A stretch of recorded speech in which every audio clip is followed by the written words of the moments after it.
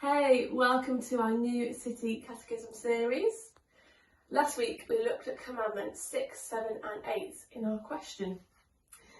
And they were 6, you shall not murder, 7, you shall not commit adultery, and 8, you shall not steal.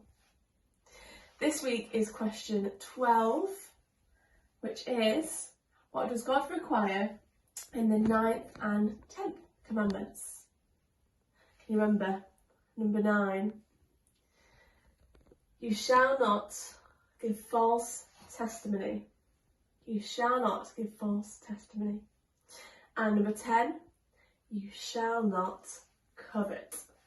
You shall not covet. Number 9, we're going to look at a little bit. You shall not give false testimony. We shouldn't lie or deceive. Lying is when we tell someone something that isn't the truth. It might be a big lie or it could be a little lie, but both are still lies. Sometimes we might be tempted to lie and say that we've brushed our teeth when we haven't, or that we didn't eat those last biscuits in the tin.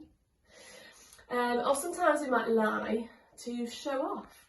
We might tell someone that, our friends, that we did 15 cartwheels in a row when we couldn't really.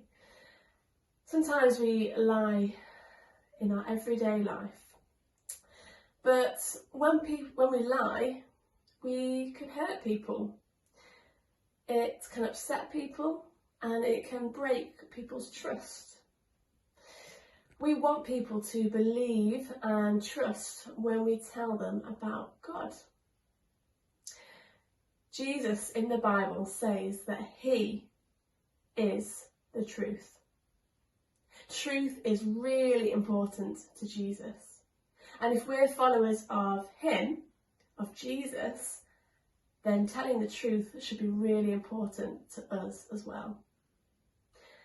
That was the 9th commandment. You shall not give false testimony.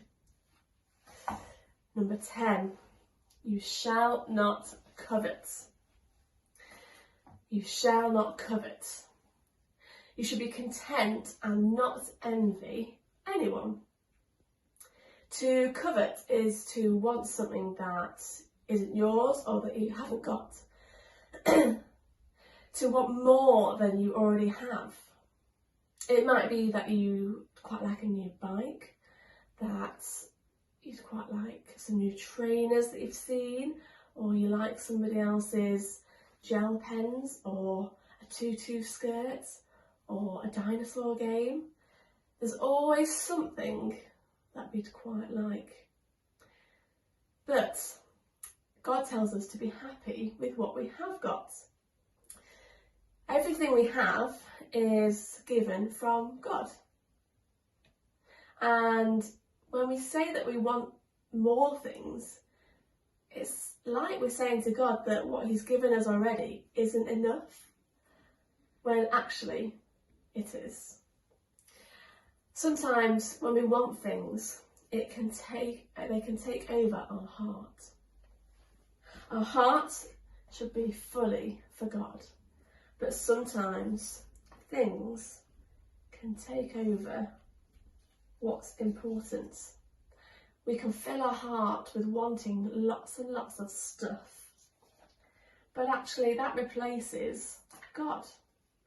God should be the only thing in our hearts. The thing that we desire and want more than anything should be God. That's why it's so important to make sure that God is our number one, that nothing else comes before him. We should have no other gods before him. He should be our first love above all other things.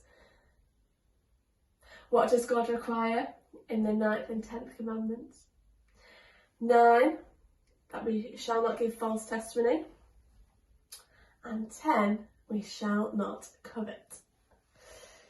We want to obey God's commandments in a response for his love for us. And it's a way that we can glorify him. We want to keep God's law and obey them because God is our one and only God, the ultimate God. We want to obey these commandments because we love him. See you next week for our question 13.